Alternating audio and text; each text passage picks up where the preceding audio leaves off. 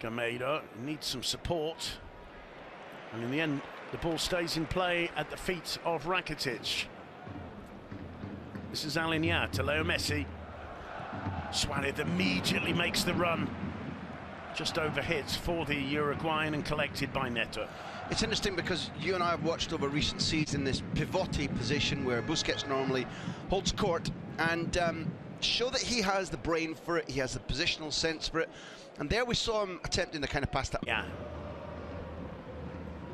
Semedo.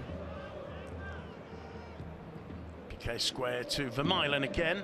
Sergio Roberto in space ahead of him. Coutinho offering the short pass. He in turn finds Vidal. Vidal picking out Leo Messi. Messi with the ball in. Vidal goes down as he tries to get to the far post. Quickly back up on his feet to trot back to midfield.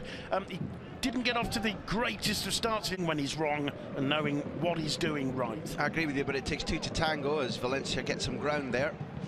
Decent ball in towards Was, well dealt with. And it'll be a throw. Good work from Sergio Roberto there. His tango partner is this man, Valverde, because Valverde had good cause to sanction him over the wrists, the things that Vidal said, the way he acted in private and in public about his displeasure about not being playing automatically meant Sergio Busquets. It's an homage. There's the 4-4-2. Very, very tight, those two back lines of four from Valencia. The ball falls to Messi. Down he goes. Play on, says the referee. Parejo quick to find Gameiro. Gameiro to find Moreno. Plenty of options here, including Cheryshev down the left, Was down the right. He goes through to Gameiro. 1-0 to Valencia. Kevin Gameiro with the goal. Rodrigo Moreno with the assist. It's a classic counter-attack. Halfway through the first half, Valencia take the lead, and they take the lead in style. They have taken advantage of one of the few things that Barcelona are not very good at. When the tackle is made, and I back on Diano that at this first side, we don't have a replay yet. The white flag can't go up. Now Barcelona and Rakitic caught out of position are unable to dispel the counter-attack, but above anything else, because we see teams being able to counter-attack Barcelona at the Camp Nou regularly when Barca play high up the pitch. Very few teams play as effective, so many correct passes as that, and finish when the chance is there. We very often see some little gremlin in their movement as they burst up pitch. Not for Valencia, that's why they're 1-0 up. Very, very good goal, bright goal. And very intelligent from Rodrigo. Looked like he's missed his chance to the and buried it. That incredible elixir, that hard to pin down, hard to maintain elixir in football called confidence. Gameiro all season miserable, maintained faith by the coach. 3 goals in midweek here, a beautiful assist. 1-0 to Valencia. A real blow to the fans here in the Camp Nou. Let's see how they respond. Let's see how Barcelona respond as Valencia get the advantage in this first set. Here's Semedo. I was about to say, when our graphical artist was showing the patterns on the pitch, never mind at 23 minutes and 0-0, Valencia would be delighted that 2 banks of 4 you're looking at now have stayed rigid, have stayed in the right place, have worked as if they've got chains linking them. One moves, the next guy moves, and what's more than that, they have stopped Barcelona moving the ball quickly. It's Leo Messi trying to remedy just that, looking for Vidal. Vidal getting there ahead of Piccini, but it's advantage Piccini. It turns away from Vidal, keeps the ball in play, takes a little sprint down the line, just can't quite link. He chose well and the Frenchman scored.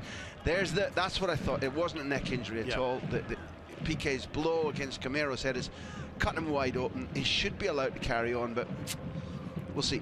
Graham, we've seen Garay now with having some treatment. He's got a big kind of sticking plaster above his eye. He didn't start with that, did he? Gabriel, I beg your pardon. Yeah, I looked very much because Gabriel was the one who tried to stick a leg into Suarez's progress, and when we saw the replay, it seemed as though he just went down. Yeah, but when Il Manzano on the VAR will be commenting this play to the referee. Here's the cross. But Undiano's angle, arms are raised, Vasco's down. I am clear whether we saw an outright push, but the arms are up. That's enough of a shove.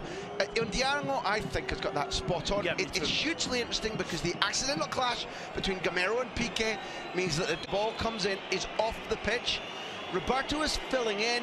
I don't know what's in his mind, because Vas isn't going to score from there, I don't think. The judgment's poor, and even when whether there's an outright shove or not, the arms raised means he gives Undiano the possibility of saying, I think it's a penalty. At that point, the likelihood is that he'll call it. Well, we've seen on a couple of occasions how Dani Parejo has allowed one of his teammates to take the penalty for whatever reason. No reason would justify that today. They're in the Camp Nou. This is to put Valencia 2-0 up. It's Dani Parejo against Marc-Andre ter Stegen and 85,000 Catalans. Up steps Parejo, no mistake, 2-0 to Valencia, less than 32 minutes on the clock, and Graham Hunter, we could well have a bit of a shock on our hands here. It's a sensational take, it's nerveless. I was at the stadium, Mestalla, when he missed his only penalty this season, which was against Juventus. It went to that same side, but low. In this instance, full length, full extension, and it still goes both above him and wide of him. Marc-Andre ter Stegen is not the tallest goalkeeper in world football, but that literally, given the situation, is perfect. There is no other word. Side panel, above ter Stegen, beyond his reach, literal perfection. You don't see that often on a football pitch, but we just did. 2-0 to Valencia. Dani Parejo stepping up to take the responsibility, which goes with carrying the arm. Rakitic, Sergio Roberto, Coutinho. Again, those four very solid Valencia lines preventing Barca penetrating. Here's Vidal. Semedo. Oh dear. Down he goes. And the ball in the back of the net, but the referee's given a penalty. And he gave it at a stage where the ball wasn't likely to go in the net. The whistle had gone before the possibility of playing advantage. He was looking at the incident and doing what he should do and recalculating whether or not he'd seen an offence. At grounds where I'll make a guess, because I think I see something, and I was about to say I think Semedo's made a lot of that. Yeah. I still think he's made a lot of that. It's Leo Messi. I mean, if there's one aspect of his game that isn't perhaps absolutely top, it's been from the penalty spot. Will he change that now? Messi sends Neto the wrong way. No need to cry over the spilt milk of the goal that he put in the back of the net from the penalty incident. Wait, you're not saying that counts as two? No, statisticians all over the country are going, is that goal 403 in the league? Or But I do agree with you. At the very, very least, it's a soft penalty. I think that the laws allow it, but was a foul committed?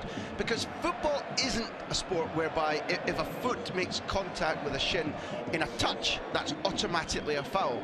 But I think it backs Undiano sufficiently. I think he knew VAR would support him. VAR has evidently, well, we're